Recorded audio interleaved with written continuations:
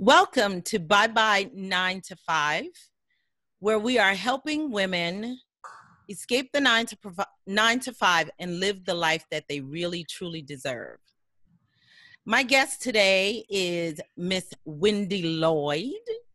Yes, Wendie, great to have you. Good morning. Thank you. Yes.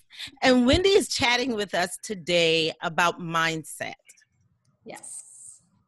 So just to give a little introduction, and we'll let Wendie give us a little bit more about who she is in a minute. Wendie is a coach, and the focus of what she does is guiding people through their journey, living out their passions, overcoming obstacles, realizing purpose, and achieving their highest level of success. It is her belief that growth and sustainability of success comes from examining all aspects of our lives. I absolutely love that. Wendie holds a professional license in counseling, and she owns and operates Coaching What Matters. That's her coaching practice.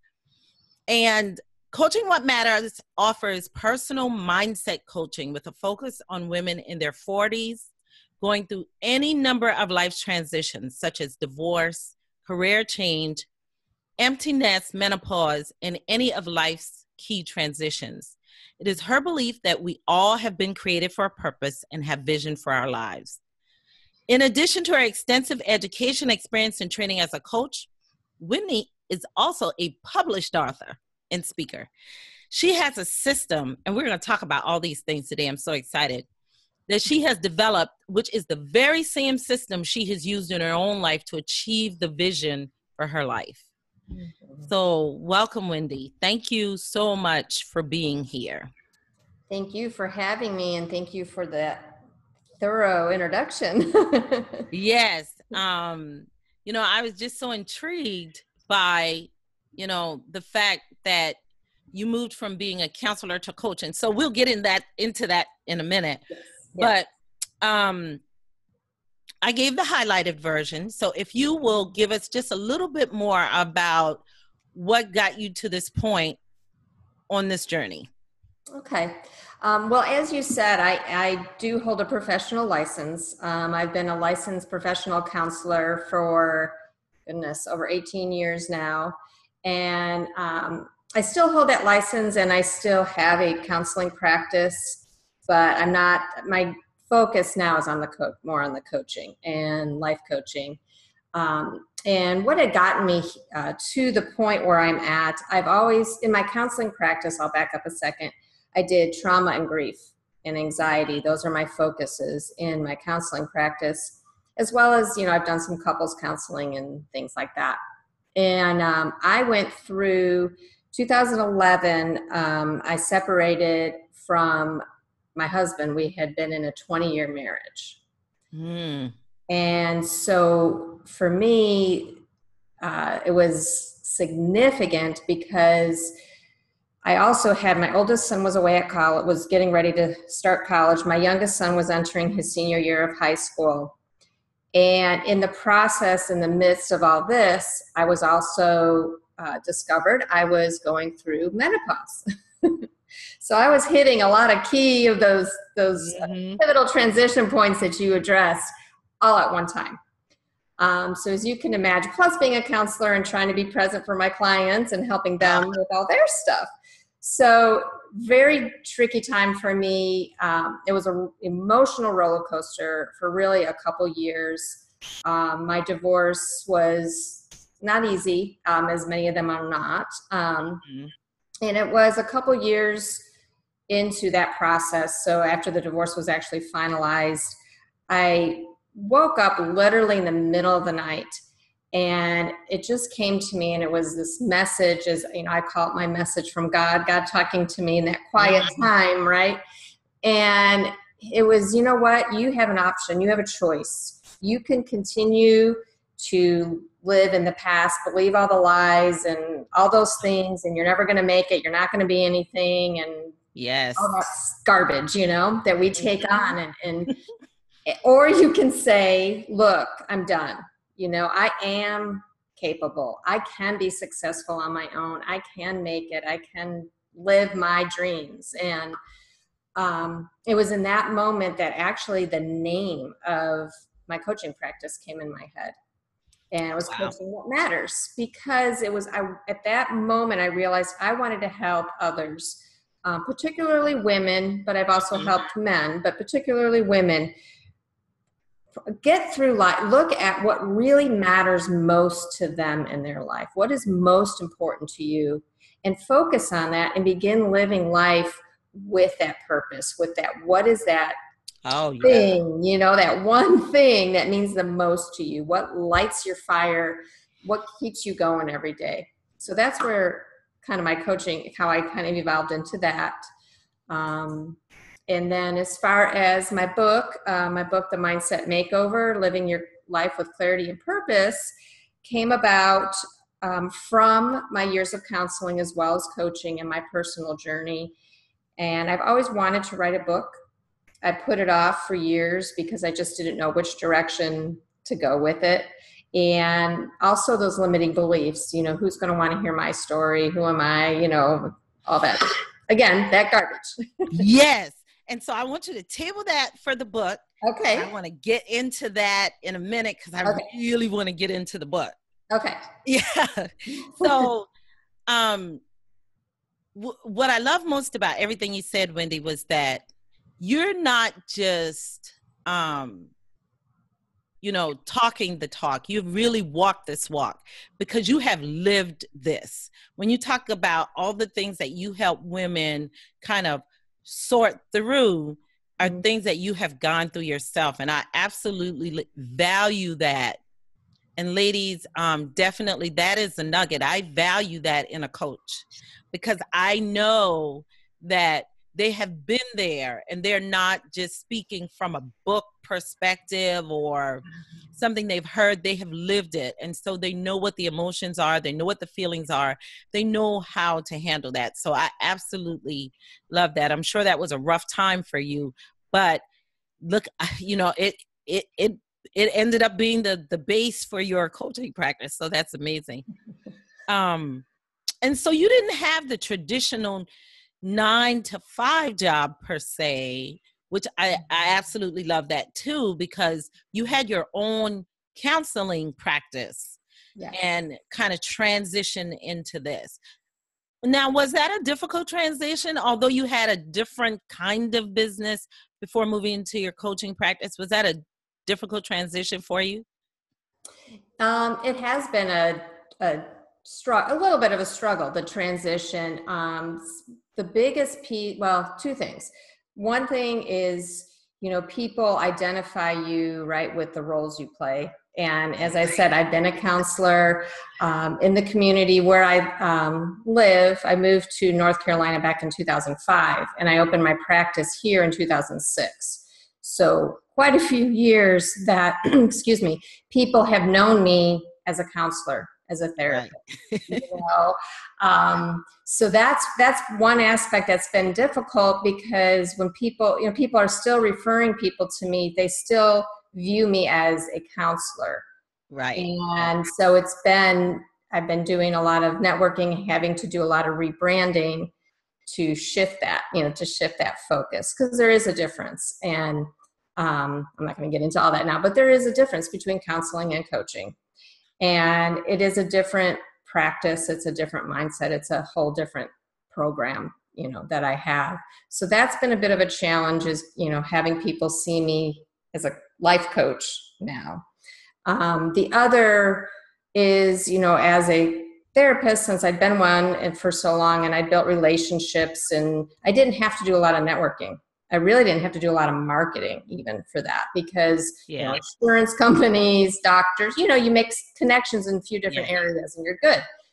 Then come to the coaching realm and it's a whole new world. So I've had to do a lot of networking, a lot more marketing, be creative, but also authentic to who I am, so good. As a business owner, I think everybody, any entrepreneur that owns their own company, you wear a couple hats. You wear, the business hat and have to run the business, but then the hat of whatever the profession is. So, right. Yeah.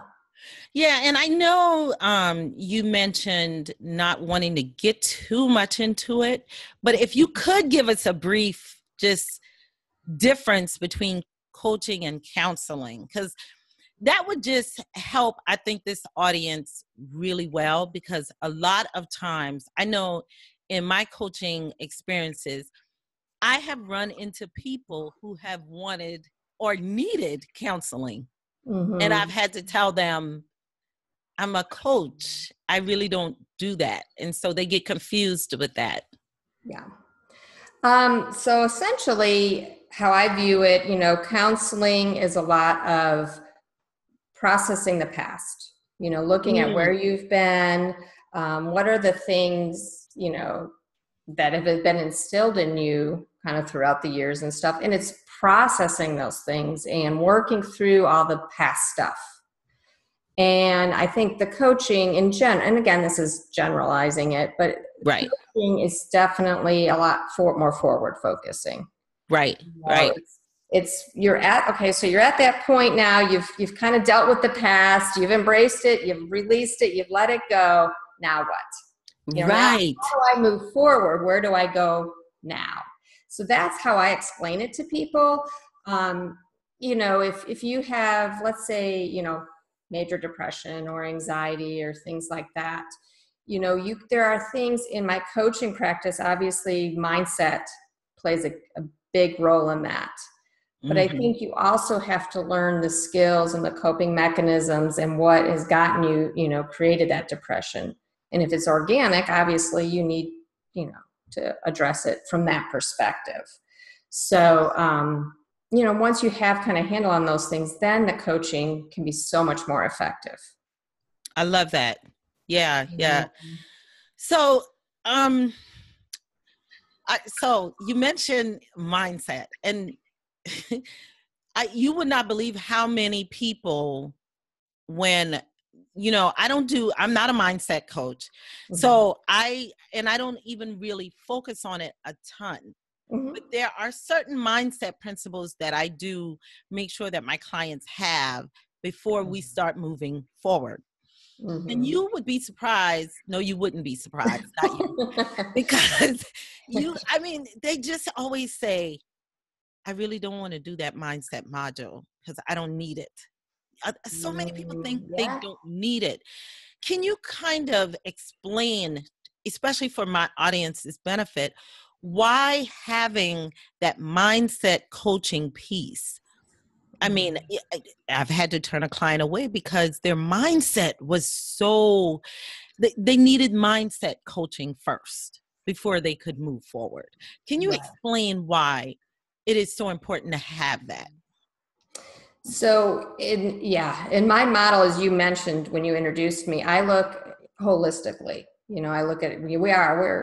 We have multiple pieces, but what I have found and what I believe is it all starts with our mindset. It all starts with, how are you waking up in the morning? I tell people, do you wake up and, oh my gosh, it's Monday morning, here we go, or do you wake up and say, you know what? Hey, it's Monday morning, a new week, a new opportunity to go out and achieve the goals I don't have and things, it's going to set the precedence for your whole day. Right. Well, that's the same thing for life, right? If we're stuck in limiting beliefs, if we're stuck in I can't, I'll never, I'm not good enough, I'm not smart enough, I Yeah. don't deserve this. Yeah. If we get caught in that, it's going to prevent us from further growth. It's going to prevent us from being successful. And I think you're coaching people to transition, right, from a 9 to 5 to, and it's a different mindset. Yes. When you're in a 9 to 5 job and you shift and now you're your own boss, you're an entrepreneur, it is a different mindset. And if you haven't gotten hold of the basics, of that internal talk and those limiting beliefs, it's going to be difficult to make Right. that shift. So you got to get it right. You got to get it right in your own head. Right. I think so much comes from how we think. Mm-hmm. And if you can get your mind in the right place and positive focused forward focus, turn off those limiting beliefs, switch that tape, then, then,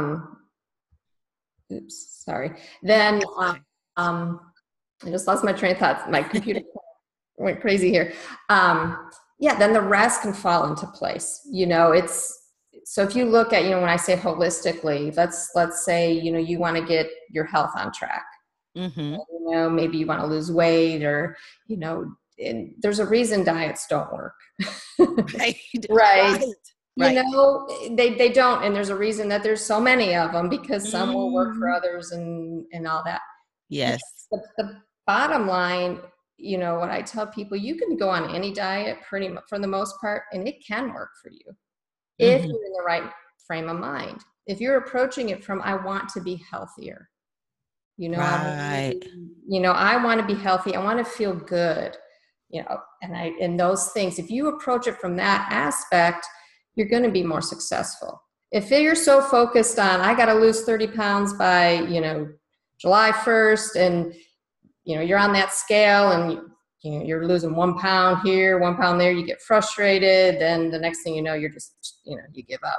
But if the focus is more, I want to be healthier, right. I want to have more energy, I want to be more active. It's it's different. And when you can get those thoughts straight, those thoughts in the right place, like I said, the rest does fall into place. You can begin to, when you have a grateful mind, you begin to have a grateful heart. Yes. Right. And you can connect, your spiritual, whatever your faith is. When you're in that right frame of mind, that's so much richer. Every aspect of who you are is so much richer when it's right up here in the mind. Yeah. And I everything that Wendie you've just said is so important, and so true, because I think a lot of times I've seen it happen in so many corporate environments where people just kind of check out mentally. And so they don't even realize that they really need to shift their mindset to get back in the flow of things. So that's why it's so important to have someone that you can actually talk to and coach you through that process. So a mindset coach is like essential. And trust me, I mean, early on when I started moving from my 9 to 5, I had a lot of anxieties and all of that. So I had to, to get me a mindset coach, because I needed somebody to help me sort through all these things in my mind, all of these beliefs that I had. Yeah. And help me figure out how to quiet them in my mind. Yes. And not only quiet them for the time being, but they were instrumental in helping me to learn how to keep it at bay, because it does come back, doesn't it? Oh, absolutely. It's not a one-time around thing. It's an everyday, and again, you're retraining your thinking. You're retraining just how you think, and your perceptions change, and it's an ongoing process. Yes. And so I'm definitely going to ask you to give the audience some tips, but I know for sure one thing that they can do right now is to run out and buy your book, The Mindset Makeover, Living Your Life with Clarity and Purpose. Yes. So I started reading it. I only read a few pages in it, like the first chapter, I believe. But the thing that I got out of just starting to read that book was, okay, I've been told some of these things before. I've heard some of these things before. But even though I had been told or heard it before, that book gave me a refresher. It opened up a new perspective for me from my mindset. Can you talk a little bit about what the Mindset Makeover is and what it's like when you get this book? What is the experience you expect to get from this book? Okay. So the hope in this book is to help people, again, define your purpose. What is that? What are you created for? And then clear your mind of all the junk and get it focused, as I said, in the right path. As I had said, I've been wanting to write a book for years, and I could have written about so many different topics, just on my own personal life, professional life. And this is kind of I've included personal aspects of my life. And that's what, I wanted a book to where I'm not just saying this is what you need to do. I wanted people to see that, number one, I have been through stuff. Right. And how I incorporated it and how it made a difference for me. I wanted to give people examples, not just, here's a step-by-step process, but here's some examples, some real life examples in the book.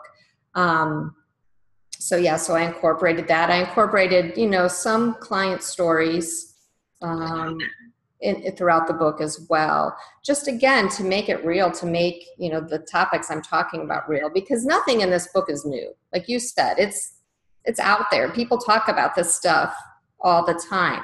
Mm-hmm. But I was hoping to, to break it down so people can just not have to really think a whole lot about the technical stuff that's, in a book, but be able to read this book and then take time and look at your own life. Where am I in this? How does this, and the feedback I've been getting from the book is many people tell me they read through the book. It's an easy read. It's, it's not real complicated. But then what they're doing is going back and breaking it down. And they're going back to chapters that they need to focus on. And that really is what I want people to do. I want you to read it, but I want you to really attach to where you're at. Where are you stuck, perhaps? What are the things you need to let go of? The biggest chapter in here that so many tell me they go back to is forgiveness. Oh. And forgiveness it's huge, and it's not just forgiving others, it's forgiving yourself. Mm-hmm. And so I'm hearing, again, the feedback I'm getting is a lot of people are going back to that specific chapter and then applying it to their own life and looking at the areas in their life that they need to forgive. Mm-hmm. So, and I'm also I'm almost done with a study guide to go along with this. Oh, nice. Yeah. So nice. I've had several people, kind of reach out to me about that. My editor actually had suggested it as well. And, so that people can use it, if you do like have a book club that you're in, it might be a good way to sit down with other women, for example, and kind of walk through it. So I'm creating a study guide to take you even further and even deeper, asking the questions to take you down to that next level in yourself. Very nice. I love that. Now, a couple things you said I really, really love. The fact that you've gotten feedback that people are reading through it. So I'll remember this. So I will finish reading through this and then kind of dog ear the pages, the chapters that I know I want to come back to and focus on in a deeper level. That's a very good way to read through that. And you're right when you say forgiveness. Forgiveness is so huge because what we do most of the time is we forgive the other person and don't forgive ourselves. Exactly. So, yes, trust me, that is from experience. So that is huge. But I love the idea of you're doing the study guide. And when you said that, my mind went into a tailspin because I'm like, that's perfect. Because, someone like me who's not a mindset coach, but I still have to coach women who have those mindsets. Right. I can still introduce them to you through this book, through the study guide. Like you said, we can absolutely have virtual sessions, going through the book, doing the book club with the study guide. Yeah, absolutely. And then they'll begin to already feel like they know you already because you wrote the book. And if they need additional help, that's an additional resource for them to just directly reach out to you and work with you personally. I love that, because what I'm huge on is being able to give my clients a resource. I know that I'm not their all and their everything. I can't be. Right. But I love having the resources, quality resources that can really help them. I love having that to be able to give to them. So let me know when the study guide is out. I'm excited about that. I would really, really like to host my first mindset makeover virtual session with my group. And I think it'll be great. I think they'll love that. Yeah. Yeah, and that's my hope, is to reach people, because it is discussions. It is sharing with other people, and here's what I've been through, here's how I've worked through it, and sharing ideas. Yes, it is. Yes. So so I spoke to a woman the other day, and I said I was going to specifically ask you this. And she was a woman that was so well put together. She worked in a corporate environment. And I knew her from before. And one of the things she said to me was, she asked what I was doing. I told her what I was doing. And she would say, "Oh, how exciting and how courageous of you. I would never have that kind of courage." And I asked her why. I said, "I don't understand why." I said, "You are one of the most sharp. You're a sharp woman. You're one of the most sharpest women I know." And she said she just didn't feel like she could ever step out and do that, and that kind of broke my heart. And so I didn't really, I didn't go into a bunch of detail with her, but I did kind of coach her through some things. We talked about some things, and immediately I knew it was a mindset issue. And, I'm not a mindset coach, so I can only do so much. But, and I think now that I think about it, I'm going to buy your book and give it to her. That would be awesome. So why do you think women sometimes, even though they're doing amazing things in their corporate jobs, in their lives, this woman has always done a lot of volunteer work. She's a manager at her job. Why do you think she feels that way? It does. It goes back to something in her mind, that limiting belief, like, I can never be that. I could never do that. And she's perfected, where she's at, right, in the corporate world. And she's created that, that's who she's identifying with. And she's not identifying with, where you're at with, you're doing your own thing and creating, right, your own business. And there's something there, obviously, in her belief system.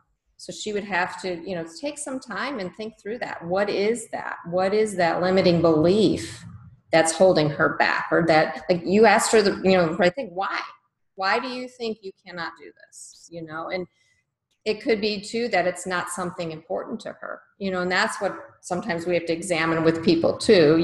Is this something, right, would you like to do this? Well, yeah, I would, but I'll never be able to do that. Right. Why do you believe that? What is that in your mind, in that tape that plays? Yes. Preventing you from getting there, or from doing that. And there's fear in transitioning. I used to work in corporate America way back, right out of my undergrad was in business, so I was for a little while in corporate America, and it is a whole different framework and things like that. And I think women, we've definitely come a long way. Yes. But I do find a lot of women, we still put ourselves in those stereotypical roles. Right. And it's hard sometimes to get past that, because it's been so ingrained and it's in society. And we have, like I said, we have come so far, but we still have a ways to go. Yeah.